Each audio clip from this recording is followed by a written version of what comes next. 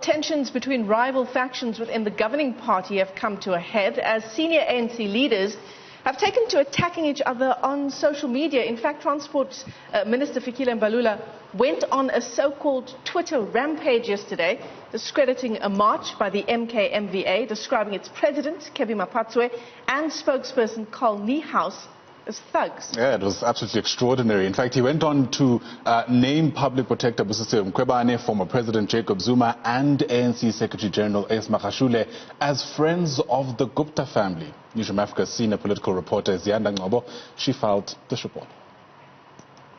In a series of tweets, Transport Minister Mbalula opened a can of worms on how quickly the factional battle within the ANC is escalating.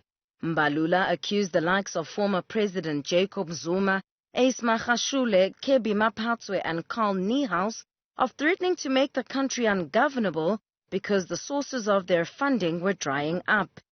We need to appreciate the moment that some people, for their own individual welfare, it is important that they disassociate with former allies, and they need to back the mandate of the president, back his vision of cleaning up the ANC.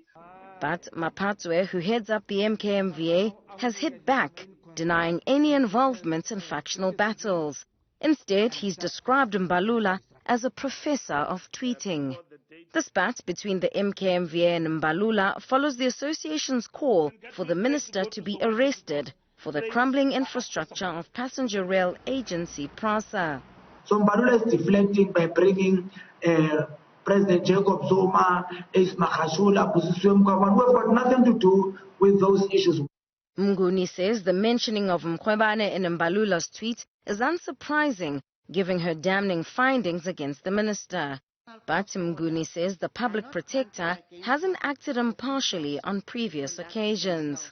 The public protector remains a controversial figure who seems to protect others in some people's eyes. And of course, she remains someone who makes the good findings. I just find her somebody who's completely unstrategic and somebody who catches herself in the milieu of our South African politics because she probably doesn't carry as unbiased a lens as she ought to. Mantashe says this type of reaction was to be expected, suggesting that the clamour is part of a fight back against President Cyril Ramaphosa's efforts to clean up corruption. The work of the Commission is culminating in outcomes that are concrete. You don't need to list them. You begin to see the line of questioning, people coming up, confessions that are coming out. At the early stage of the Commission, everybody said that this is a waste of money. All of a sudden, people are beginning to see that now the work of the Commission is reaching the climax.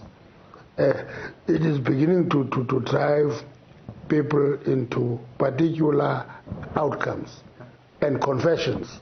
Over the coming weeks, more of these tensions are expected to play out on the streets as law enforcement agencies close in on those implicated in state capture. For Newsroom Africa on Channel 405, I'm Zianda Ngobo in Johannesburg.